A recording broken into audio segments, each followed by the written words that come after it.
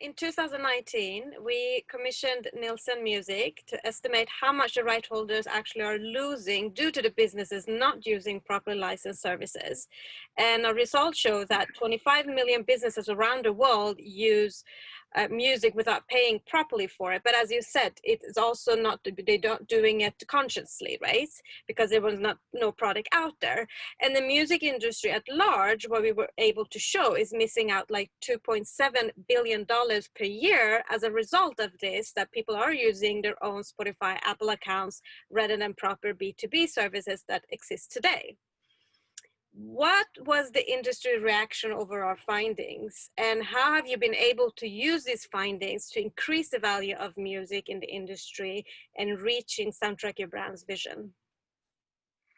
I think it was a very, very clear impact in the industry, because it was, I mean, the numbers don't lie. It's a quantitative study, a robust quantitative study, very clearly analyzing the delta in terms of how many businesses are actually using consumer services illegally. And it's not ill intent. It's usually just not knowing. Of course, they want to have streaming service for music, but there was no streaming services available.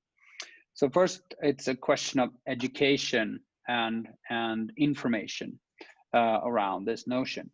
But then the music industry's reaction was, wow, this is huge. This is actually worth coming out of bed for. And, you know, we pretty much have already discounted the future growth of consumer streaming into our business. We know it's going to go from 70 billion to maybe 140 billion, as Goldman Sachs estimates, in the next 10 years, mainly driven by streaming, of course. So here's an incremental opportunity to add additional value to music streaming.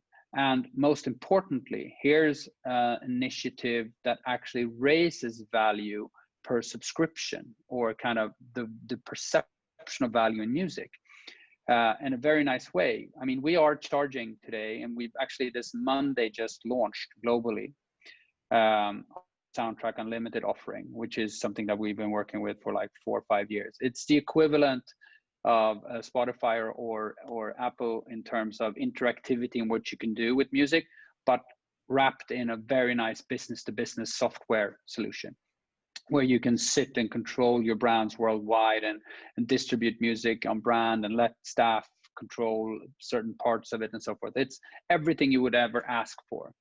And now we're charging, at least in terms of market list pricing, 5 times what the consumer services are charging for that, $50 a month. The reality is that the global ARPU for consumer services today is much lower. It's below $5. It's close to $4, because with the kind of the discounts in place and so forth. So in short, a label, as an example, are extracting around $2.5 to $3 per consumer subscription a month, right? And that's great. It's a great market. But if you look at what we're extracting 10 times per subscription what a consumer service does. So just the pure economical, common sense and logical driving force, which by the way is the best driver in the music industry, because everyone's, you know, money focused, but they're not that good on extracting value though.